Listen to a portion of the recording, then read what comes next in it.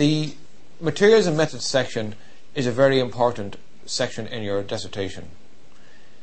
In this, you should describe what you used and how you used it in such a way that any other scientist can reproduce it anywhere else in the world.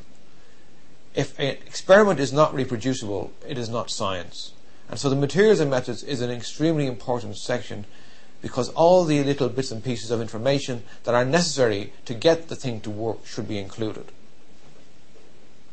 There are a number of rules about materials and methods. The first is the way they're written. They're written in what's called the third person passive voice. So instead of saying, I grew the bacteria, bacteria were grown. This makes it impersonal, so that it's not I did this and I did that, and more objective.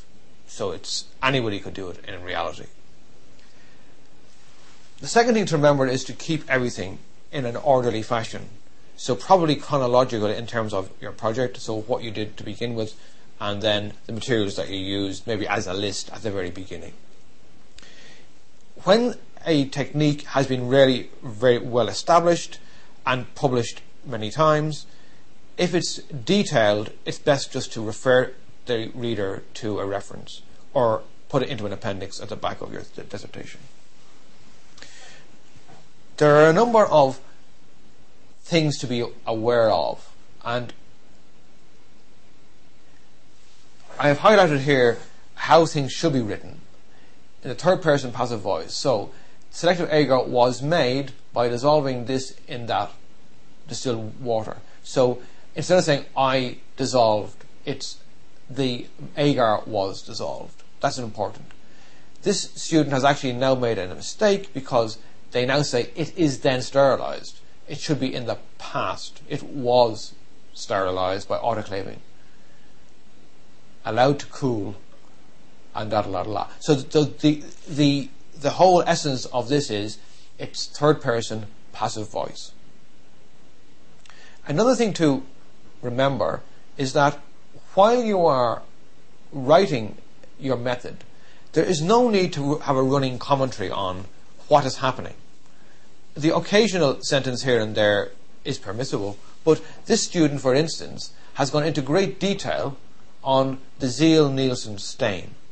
But instead of just saying how to do the stain, they're explaining what happens at each step. And whilst this might be useful in a textbook, in materials and methods section, it's not necessary. You should simply say that the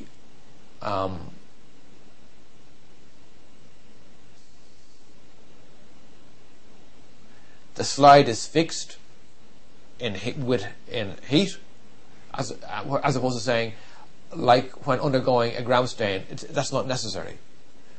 The primary stain of carbonyl fusion is then applied. That's fine. But then they have a description of what's happening, which is not necessary. Acid alcohol is then added to decolorize, and this is important, but again, this is not necessary. So be aware that the description should be quite simply what you did. A reference to the original method is appropriate, however, and this is correct use of a reference in this situation here. Another thing to remember about method is that occasionally, when you're doing something in a laboratory, you discover something isn't working very well, and you modify it and improve the method. And this is actually a finding. So when you come to write it up, you do not put it into the material method section, because it's not a material method as such, it's your finding.